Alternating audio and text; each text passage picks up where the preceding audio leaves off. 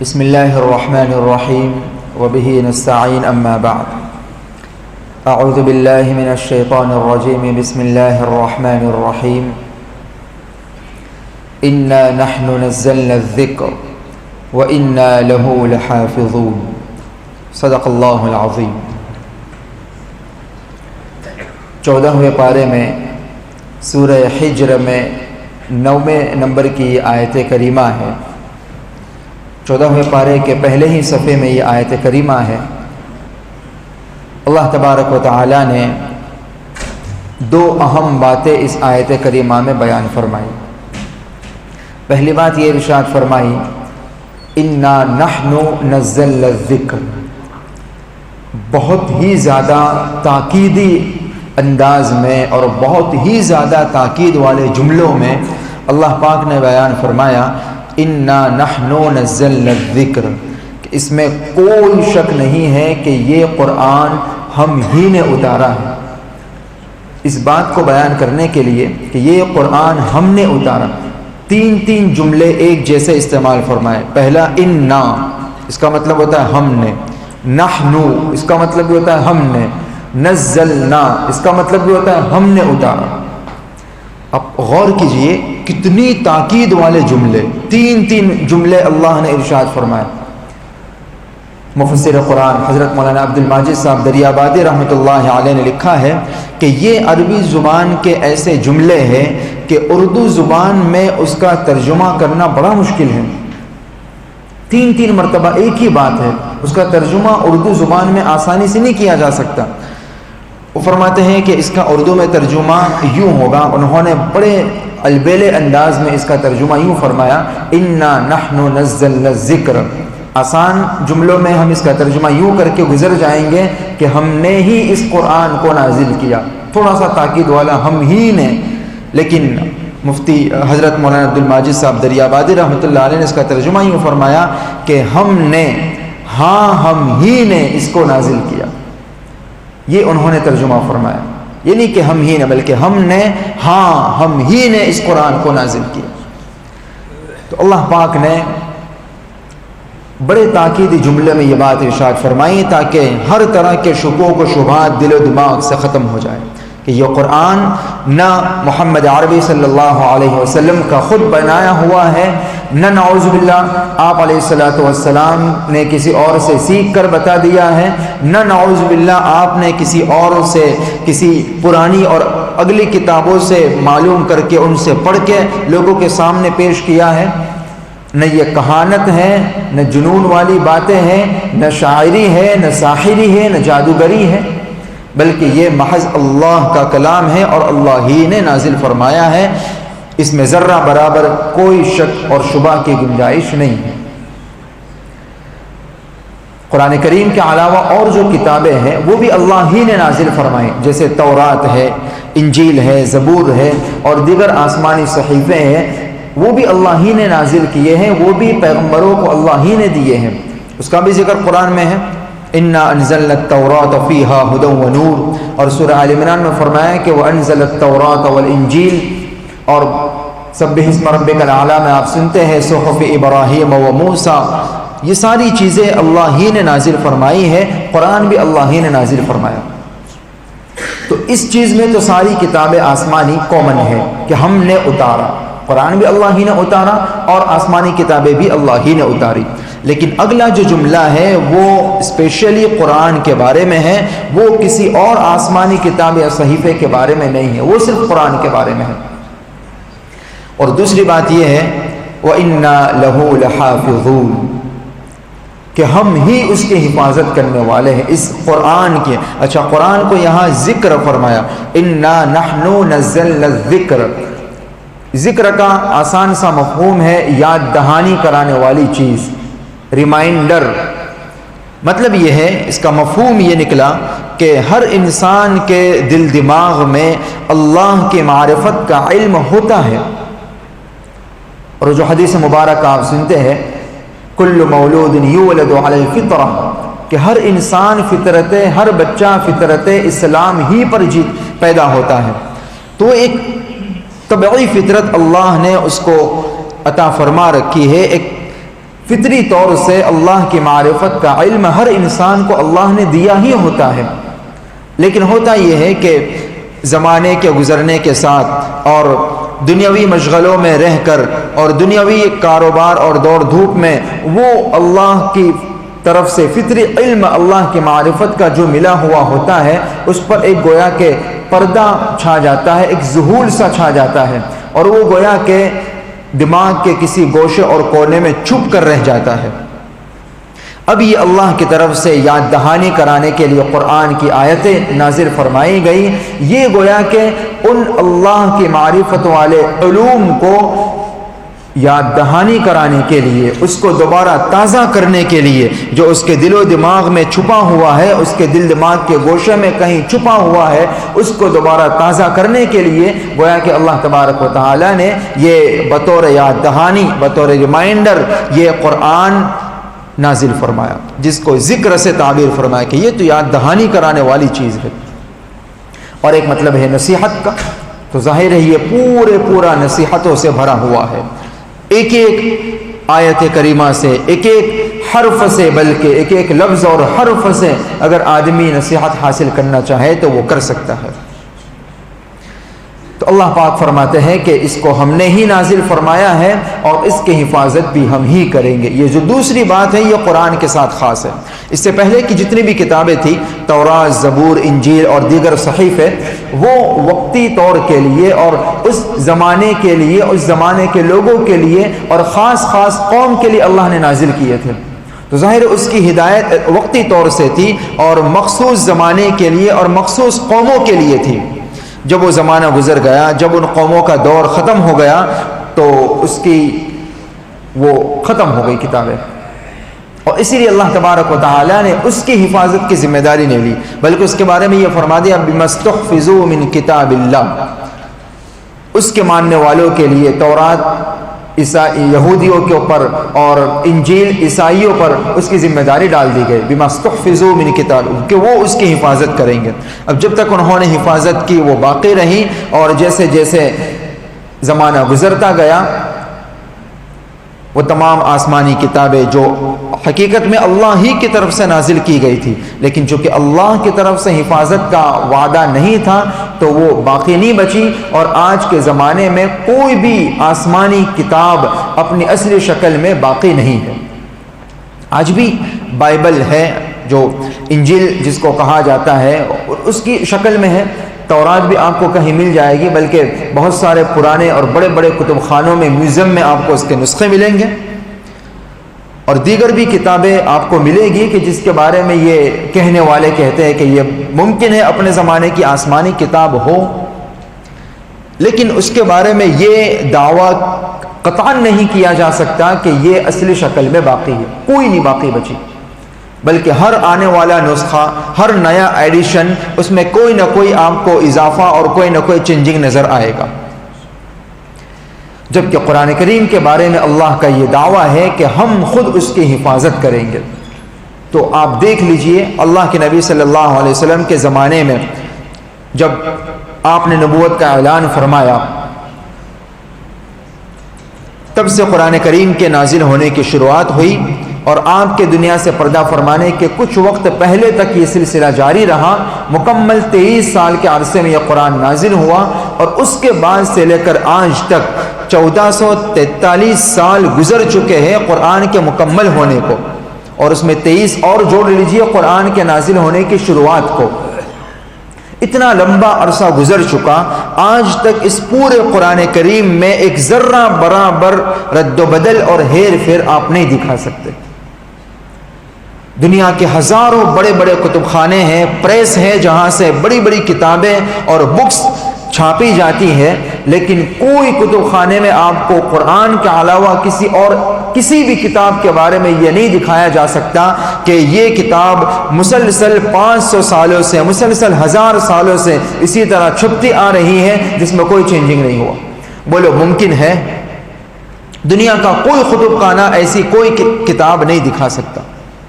50 سال، 100 سال، 200 سال، بس اس کے آگے کوئی کتاب نہیں ٹکی، وہ یا تو ختم ہو گئی، یا اس میں ڈھیروں ساری تبدیلیاں ہو گئی، یا پھر زمانے سے وہ ناپید ہو گئی۔ لیکن قرآن کے بارے میں یہ حقیقت ہم خود اپنی آنکھوں سے روزانہ دیکھتے ہیں.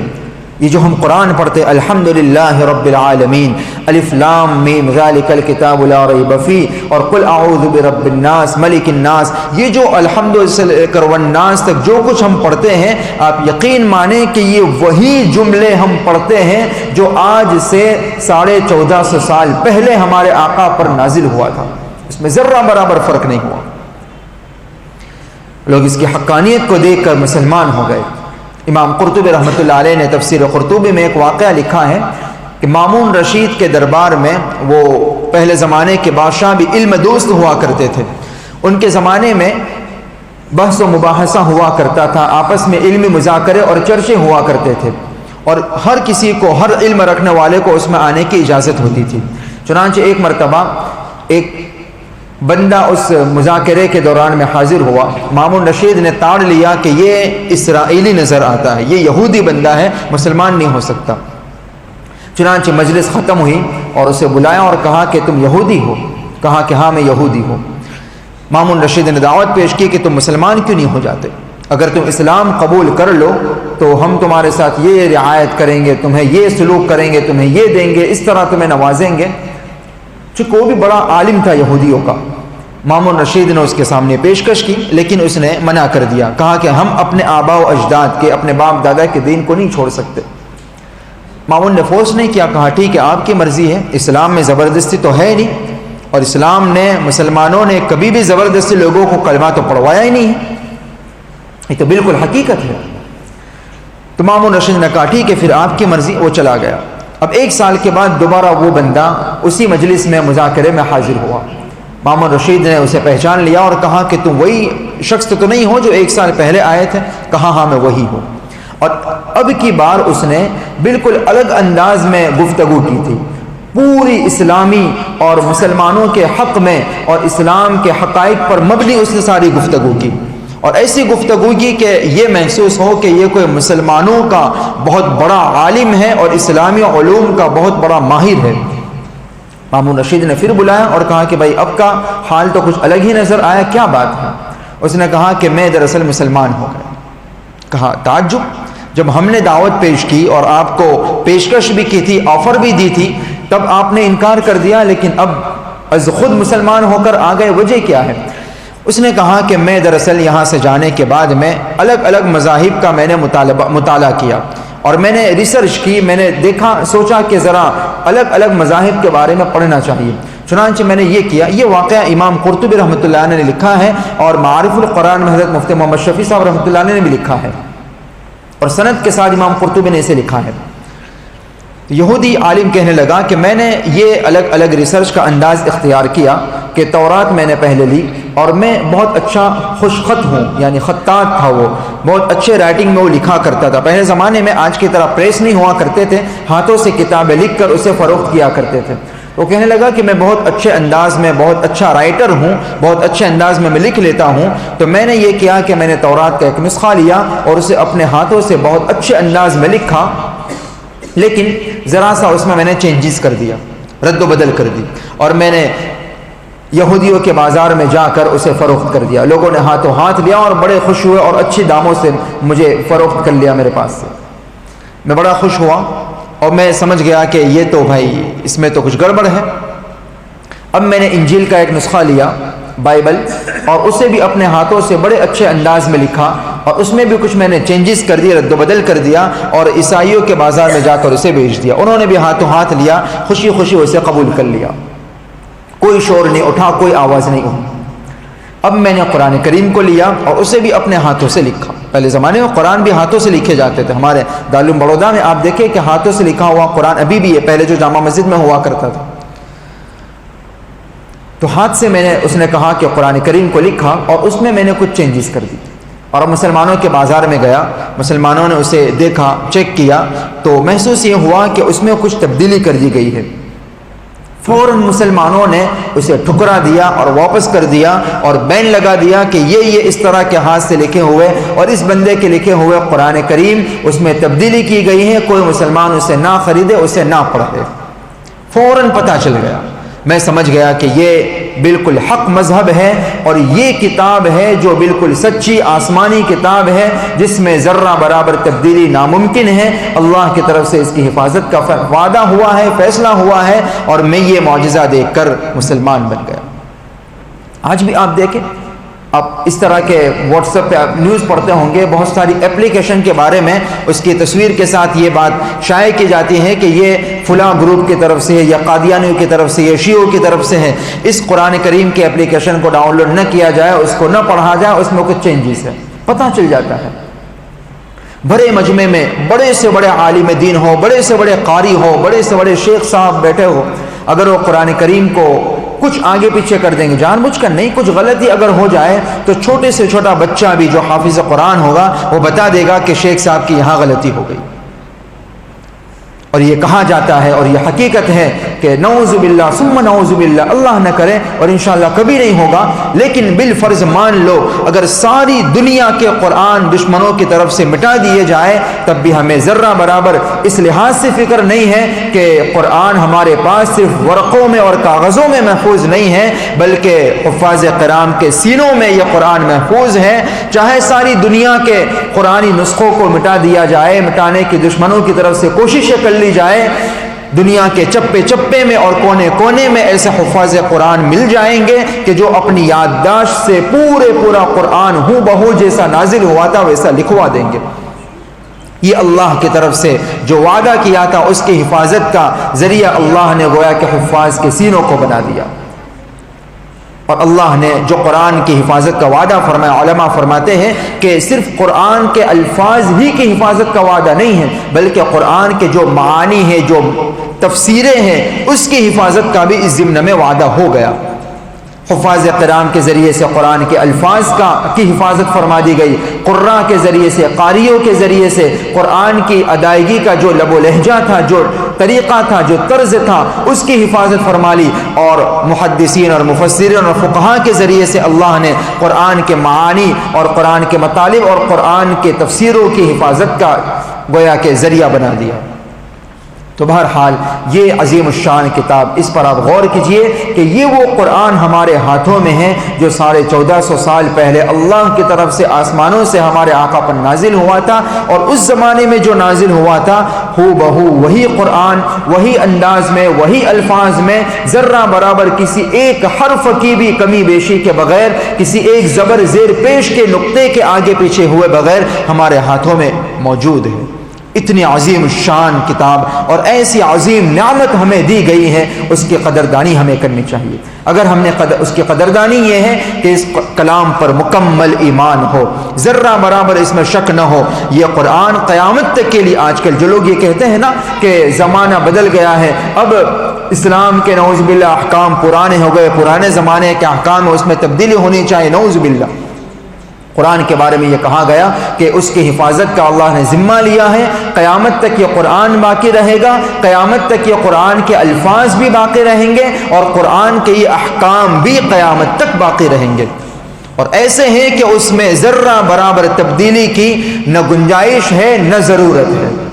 ہمارا یہ ایمان ہونا چاہیے کہ قرآن کے احکام قیامت تک کی انسانیت کے لیے ہیں اور سب سے اچھے ہیں، اسی میں انسان کے لیے دین، دنیا اور آخرت کی بھلائی ہے، اسی کو ہمیں اپنانا چاہیے، اس پر ایمان ہو، اس کی تلاوت کا اہتمام ہو، اس کو سمجھنے کی کوشش کی جائے، اس پر عمل کی کوشش کی جائے، اس کے پیغام کو عام کیا جائے۔ یہ قرآن کے حقوق ہے، قرآن کے عظیم الشان نعمت کی یہ قدردانی ہے۔ اگر ہم نے اس کے حقوق ادا نہ کیے، اس کی قدردانی نہ کی، آج ہی تراویح میں انشاءاللہ آپ سنیں گے 19ویں پارے کے پہلے صفحے میں قیامت کے دن خود پیغمبر اللہ کے دربار میں شکایت کریں گے، وقال الرسول یا ربی ان قوم اتخذوا هذا القرآن مہجورا، کہ اے میرے پروردگار میری اس قوم نے اس قرآن کو چھوڑ دیا۔ خدا را اللہ کے واسطے اپنے پیغمبر کو قیامت کے دن قرآن کے بارے میں شکایت کا موقع مت دیجیے، یہ موقع مت دیجیے کہ قیامت کے دن ہمارے آقا اس قرآن کے بارے میں شکایت کرنے لگ جائے۔